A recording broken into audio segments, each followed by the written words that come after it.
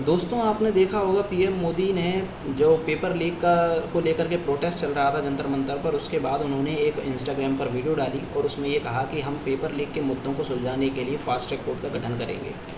उसके बाद Delhi high court ने फास्ट ट्रैक कोर्ट का गठन किया और आज पहली सुनवाई थी, जिसमें ये कहा जा रहा है कि पहली सुनवाई ही रद्द हो गई। अब इसके पीछे क्या कहानी है वो हम आपको बताएंगे, लेकिन उससे पहले मैं आपको ये बताना चाहता हूँ कि फास्ट ट्रैक कोर्ट होता क्या है।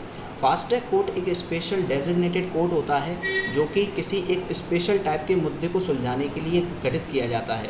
फास्ट ट्रैक कोर्ट बनाने के पीछे ये रीज़न था कि हमारे इंडियन जुडिशरी थोड़ी सी स्लो है, तो बहुत सारे काफ़ी केसेस पेंडिंग होते हैं और न्याय मिलने में बहुत ज़्यादा देरी होती है।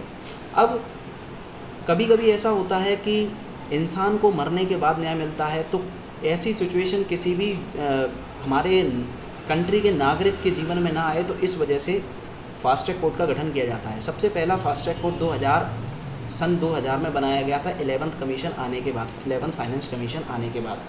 लेकिन इसकी सच्चाई क्या है वो मैं आपको बताऊंगा।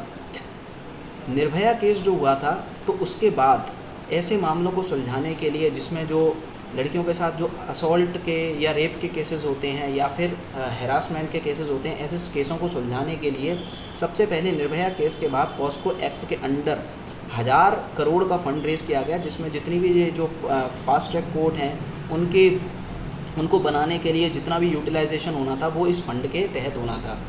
कई फास्ट ट्रैक कोर्ट बनाए भी गए, लेकिन अभी भी आपको जान करके हैरानी होगी कि इसके बाद भी आज 2026 चल रहा है और 2019 से 2026 के बाद आज 7 साल हो चुके हैं। 7 सालों में लगभग फास्ट ट्रैक कोर्ट में 2.5 लाख ऐसे केसेस पेंडिंग हैं जो कि असॉल्ट और हैरासमेंट को या रेप केसेस को हैंडल करते हैं।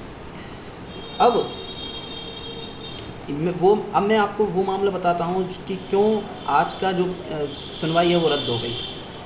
आज की सुनवाई इसीलिए रद्द हुई कि कुछ लोगों का कहना था कि सीबीआई की तरफ से जो वकील था वही कोर्ट में नहीं पहुंचा, लेकिन सीबीआई का कहना था कि ऐसा नहीं है। खैर, हमको सरकार पर थोड़ा सा भरोसा दिखाना ही होगा, क्योंकि एक अच्छा कदम है हमारे एजुकेशन रिफॉर्म्स को लेकर के, और देखते हैं आगे क्या होगा। क्या सरकार नए रिफॉर्म्स लाती है। अभी तक गवर्नमेंट ने नए शिक्षा मंत्री को भी नियुक्त कर दिया है। अब देखना ये है कि क्या एजुकेशन पॉलिसीज़ में रिफॉर्म्स आते हैं और कितना इन केसेस की जल्दी सुनवाई होती है, कितना ये जो फास्ट ट्रैक कोर्ट है वो कितना कारगर साबित होता है।